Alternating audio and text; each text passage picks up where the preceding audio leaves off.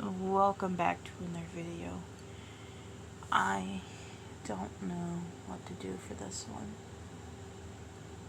I just here with my cat and I just want to talk about some things that I'm feeling, and I don't know the name of the feeling because it doesn't feel like what most people feel, because I don't know if I can feel anything anymore.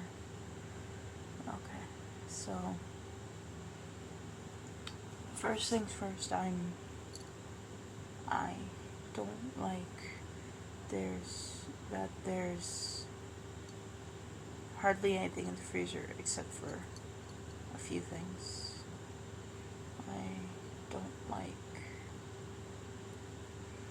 that I'm scared I'm gonna get yelled at if I wake her up to cook something, because I know she's tired and she's trying her best, considering we don't have a car or nothing, so we can't drive to the store or shopping, and we can't walk there. She could never walk to the dollar store, not that's a bit far from her house, but not too far. I don't know if I could make it. I probably could walk it. I just don't think she would trust me, but if it came down to that, I wouldn't mind going in with my money and buying things we need until we could get a ride. I'm worried that that Nanny's not going to come up this week. She always comes up every week. She wasn't able to come up last week. And last week we didn't have any money to go grocery shopping. I'm like, oh, that's fine, because usually Sunday or Monday, that's when we go get groceries. But if things get tough, then usually Tuesday, sometimes Wednesday, Thursday. It depends on when we get our money. But, oh, that's alright. I'll just tough it out. But no, that doesn't happen.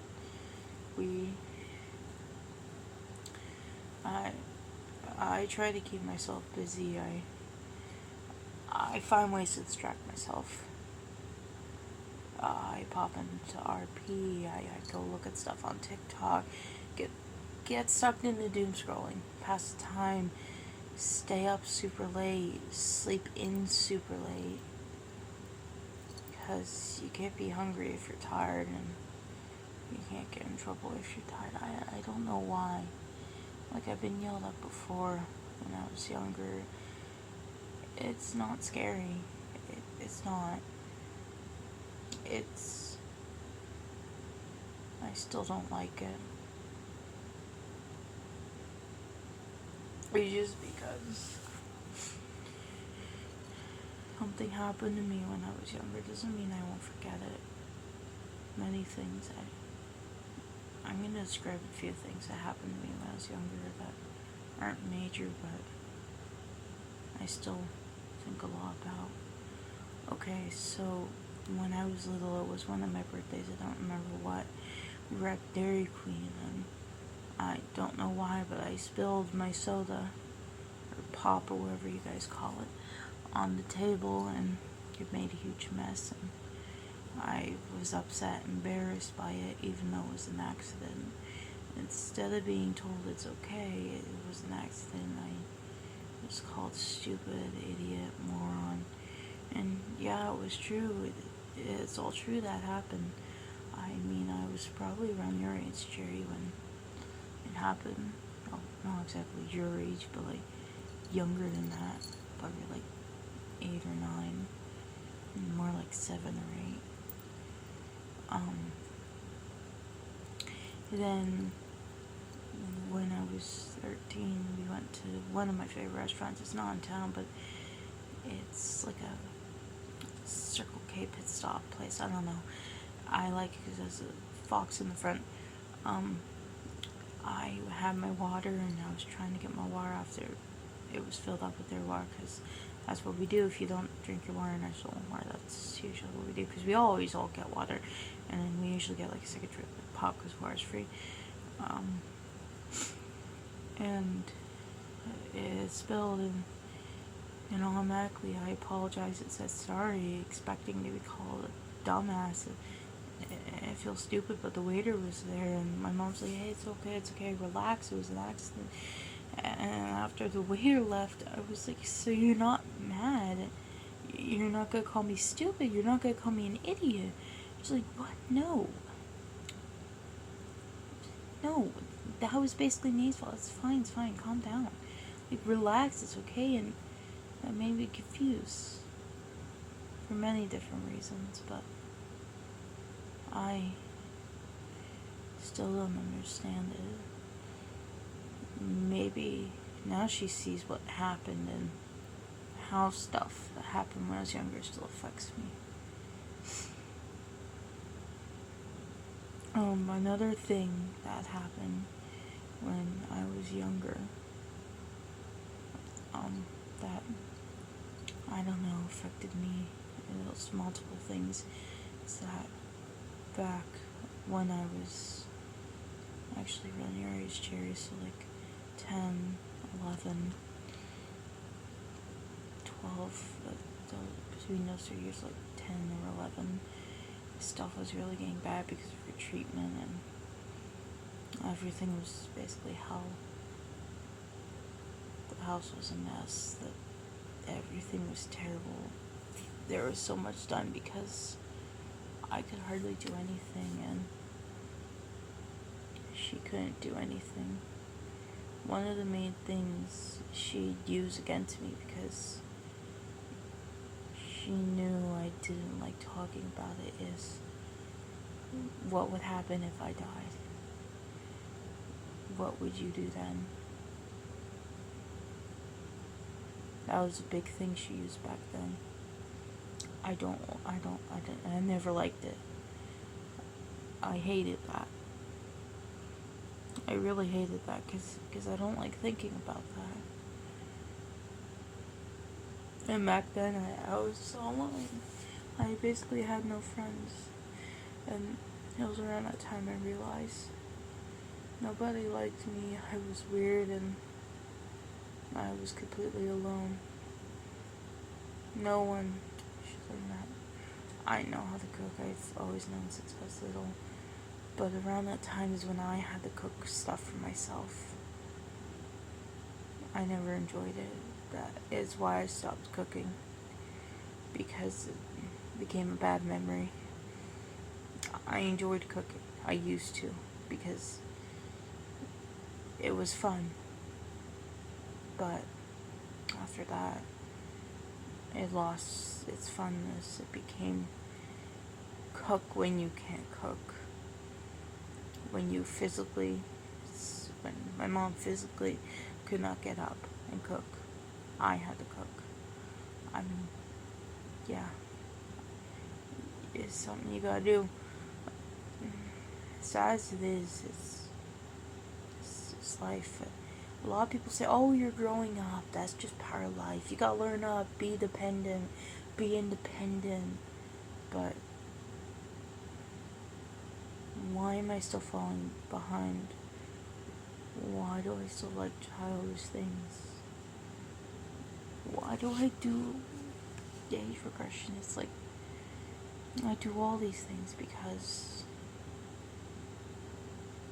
I had to do that stuff when I was younger. I didn't want to do that. So I'm only 14, but I know that those years were terrible. Absolutely miserable. I mean, think about this. How fucked up does your life have to be at a young age? To be 10, your age, Cherry. 10. And to want to hang yourself. But you look up at the ceiling and wonder, how am I gonna do it?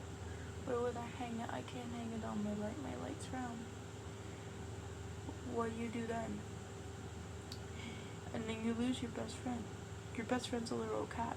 What do you do then? Nothing. You lie in your room. You lie in your room and rot. You lie in your room and put music on in the background and zone out. You learn to not be in this reality. You learn to make up your own realities. You learn how to manipulate daydream. That's what it's called. And that's what you learn to do. Because eventually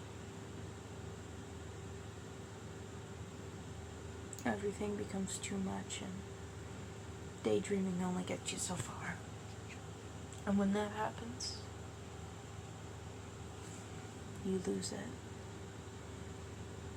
You know, there's this thing they say when suicide people finally decide that they do it, and they're gonna do it that day. They feel some sort of joy, a rush. I felt that rush. It's not pure happiness. It's like putting on the mask one final time. I still remember the day I was going to do it. I never did it because I looked down and got scared and decided, you know what, I'm going to go to gym class. This was 6th grade. I was 11.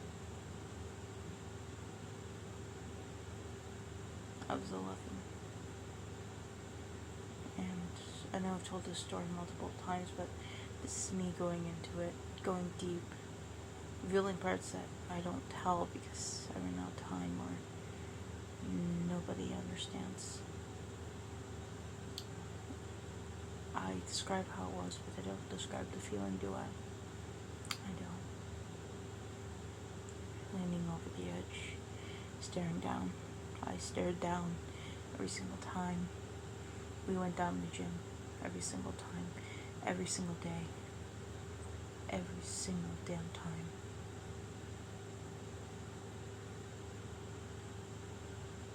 And I didn't care, nor did I want to. I remember asking my friends, what do you think would happen? What's the easiest way to die falling down this way? Messed up shit you would never want to hear from someone.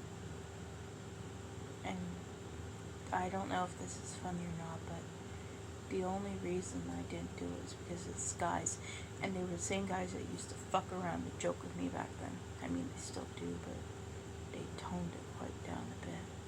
Because the only reason that they knew what to do was because our mental health class taught us it. They told us what to do because we had stuff like that. And you want to know what happened after that? After that day, I don't know what changed in my mom. I don't know if she knew. She probably did know. But I saw the guidance counselor every single day.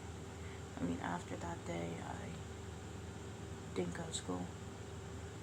I stayed home.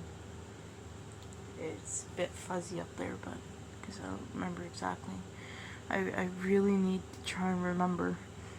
But yeah. I'm pretty sure I stayed home, and then after that I saw the guidance counselor every day, and it turned every other day, and then turned once a week, and that was that.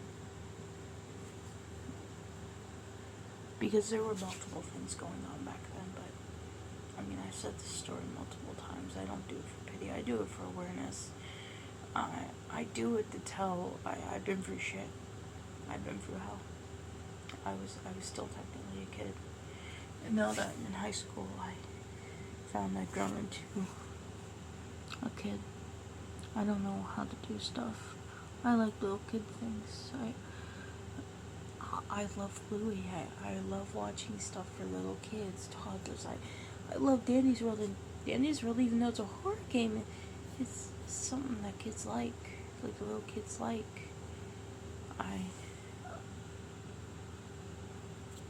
I enjoy lots of things. I mean, hell, even after everything, I still sleep with a stuffed fox, for fuck's sake. A stuffed kitsune. You've seen her before, Laura. Still have her. Still use her.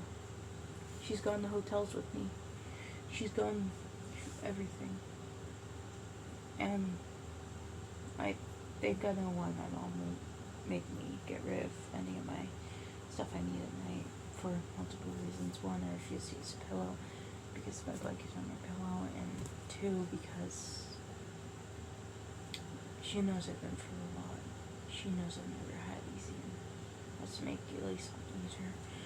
I mean, literally one time, she told me, told me that she feels terrible. She feels like she's a terrible mother, even though she's not. And I told her, it's fine, I understand, it is normal. And you know what she said? It is not normal.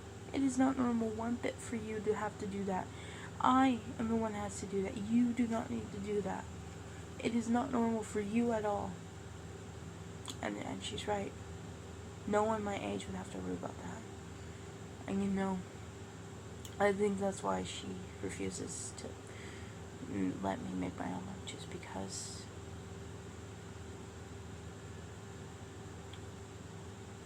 she knew she couldn't feed me back then because she could not. But she's always gonna try and make the time to do something like that for me, because in the end, even if after everything I'm still a kid, legally, even though I'm technically a teen, I'm still a kid. I'm pretty sure she knows. I'm pretty sure she can see when I regress, even when I slip gently, just like a few years back, when stuff triggers stuff. Hell, I spilled stuff on my cat purse once. It was this gross drink I was dumping out so we could use the bottle to take down recycling, and my nanny, she was screaming, "Oh, look at that, that's smart, oh, that's great, smart," and she's nagging me, she was nagging me, "Come on, do this," and I don't know what you call it, a meltdown, autistic melt, I don't know, I think I'm autistic, and you know what she did? My mom told her to stop, to shut up, my grandmother, just be quiet, and for her to notice that I'm freaking out, I'm apologizing, I'm thinking I'm in trouble. My mom got some napkins and she dried off my thing and helped me calm down, because I think that's the first time she realized all the stuff that happened. I'm not wrong.